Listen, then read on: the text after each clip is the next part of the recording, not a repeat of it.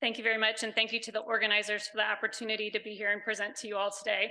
And I want to start off also by recognizing that this is work that's been supported by a great interdisciplinary project team, including Dr. Lucas Odions, who we heard from earlier this week. And I also want to mention that because I'm in a session with regulator in the title, I am from the Office of Research and Development at EPA, so the research arm, not the regulatory arm. So in addition to conducting research, obviously, within the Office of Research and Development, we provide a lot of science-based technical support to various stakeholders, including folks inside and outside of government agencies.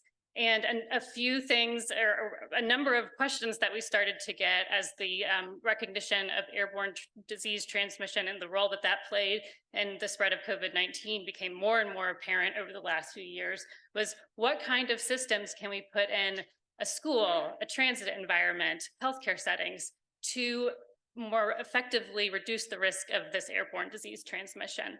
So, it's no surprise to all of you all that there's many different types of not only UV, but all different kinds of air cleaning and treatment technologies that have been increasingly coming to market over the last few years as a result of the COVID-19 pandemic. And so as we, within EPA's Office of Research and Development, started to take a look at all of these things, we realized very quickly that it is very difficult to compare results from these different treatment and cleaning technologies across technology types.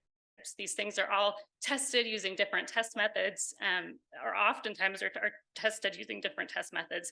And even as we've seen this week, for one particular kind of technology, they can be tested in very different ways. So it was really difficult for us to take those kind of make those kind of comparisons and inform our stakeholders about what kinds of things might be useful and what sorts of combinations of mitigation strategies would be appropriate in different settings. We're also really interested in understanding how those lab-based tests can be extrapolated into the field. So a lot of testing is done under conditions that are highly idealized laboratory conditions. So we were able to stand up a research effort to look at testing a bunch of different kinds of air cleaning and treatment technologies under conditions that are somewhat more relatable to real world scales. Obviously, there's still controlled laboratory tests. And we also wanted to inform the development of these important standardized test methods that are increasingly being used, which is great. And we also want to, again, understand how to take what we find from the lab and translate that to a prediction of how well these things would work in the application setting.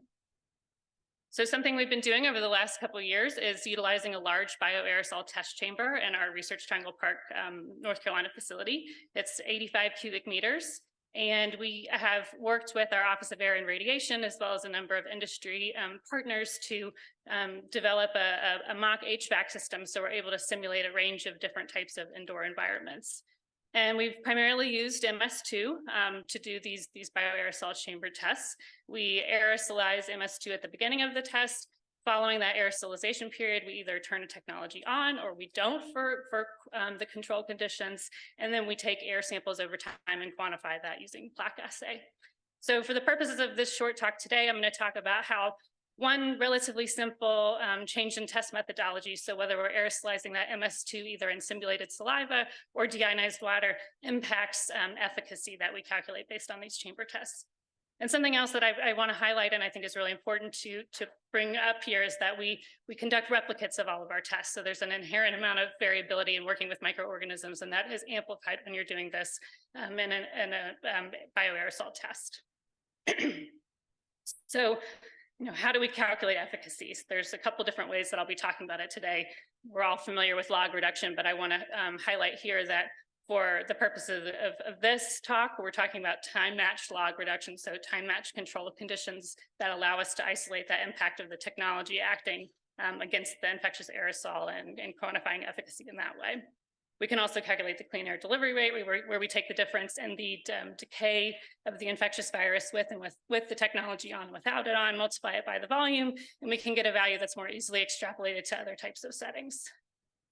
So all the different kinds of air cleaning and treatment technologies that we've been testing have been prioritized by our stakeholders. So obviously I'm at a Far-UV conference. I'm going to be talking about results with a couple Far-UV sources in the chamber.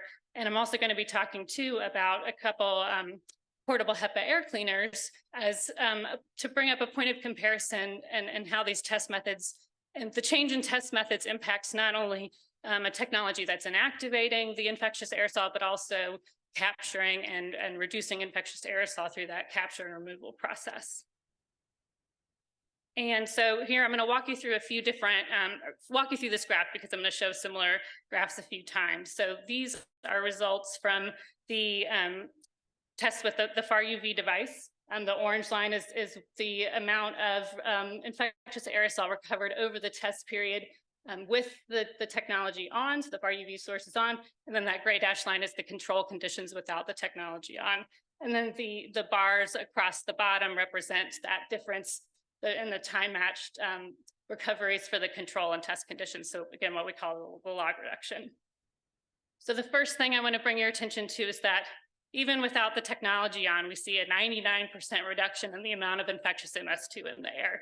That's during the control test with no Far-UV sources on.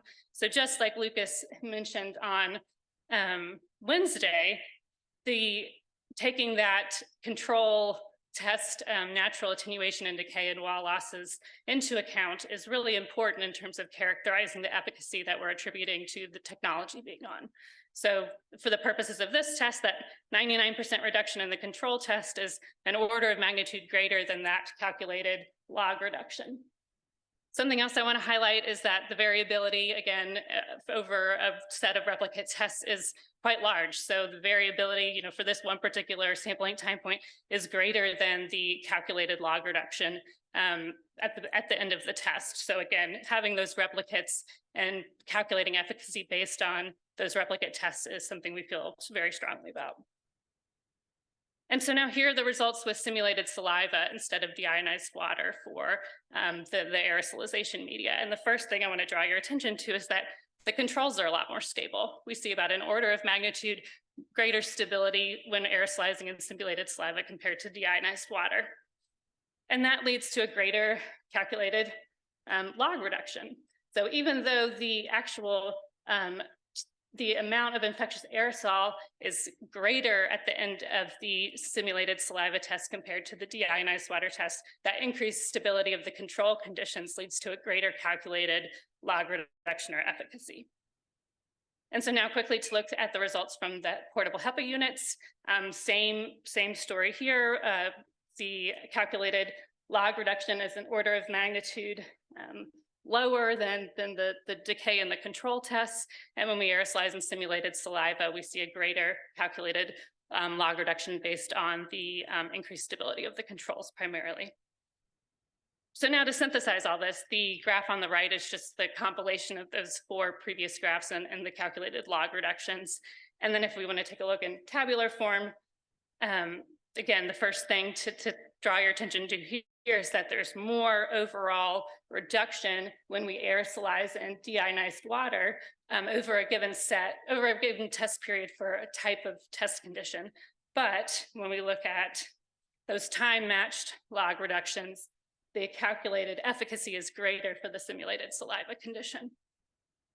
So what about the clean air delivery rate that we calculate?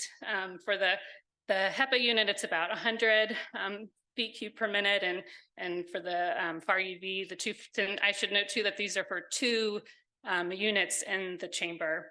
The Far-UV units, that system is about 62 cubic feet per minute. And then if we look at the same calculation with simulated saliva, the calculated clean air delivery rate nearly doubles again for aerosolizing in simulated saliva compared to DI water. So in short, I'd just like to summarize and recap that, again, those time-matched control conditions are really critical for being able to calculate and characterize the efficacy that can be attributed to the technology and the technology's reduction of the bioaerosol. And it comes through whether we're calculating it using a log reduction or a clean air delivery rate. Again, there's a twofold difference, or nearly a twofold difference in the calculated efficacy for both technologies when we're aerosolizing in simulated saliva compared to deionized water. And again, this difference is mainly driven by the stability of the controls, which is at least to me, was a little bit counterintuitive at first.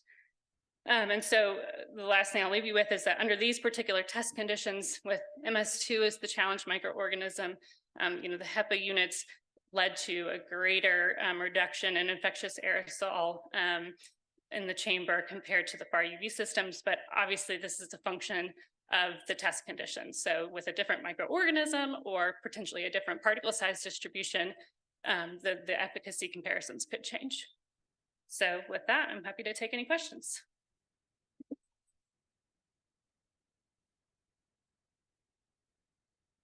Thank you very much, Catherine. That was really fascinating. We have got some time for some questions, and if you don't mind, I'm going to ask first, sure, if that's okay. How many Far-UVC lamps did you have in the chamber, and in comparison to how many of the sort of HEPA units? Because obviously those vary. Yes, so we had 2 of each based on the clean air delivery rate that was advertised for the HEPA unit, and I'm talking to the manufacturer of the Far-UV sources. So it just so happened that it ended up being 2 for each. Okay, so the manufacturer recommended two lamps for that space. Yeah. And the HEPA units too. Okay, thank you. Yep. Other questions? Nice talk.